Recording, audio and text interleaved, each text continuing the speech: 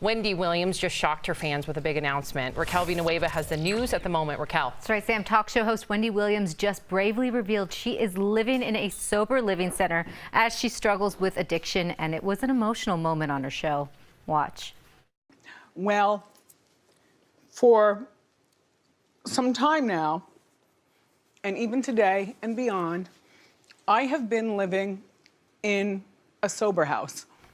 She never reveals why she's there, but she does admit she struggled with cocaine in the past. Wendy says she has a sober coach and a 10 p.m. curfew.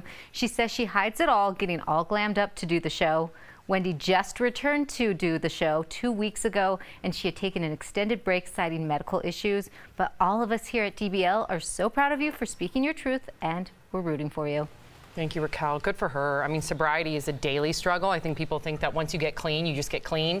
They don't understand that it is a daily battle, and you need to have tools in your toolkit, whether that be a sober coach, whether that be a sober living center. So whether that be going to meetings, I applaud her transparency. Is it a good idea for her, and I'm not saying whether it is or isn't, but to be back doing the show, maybe the stress of the show? Is that a good idea, or is that maybe get her back in her routine? Yeah, I think routines are very, very important, because she has a daily routine of going to Pilates and going to a meeting somewhere close to the show, and then she goes to the show, and then she has to be back at the sober house. And I think when a lot of people, routines help so that they're accountable to a time and a place.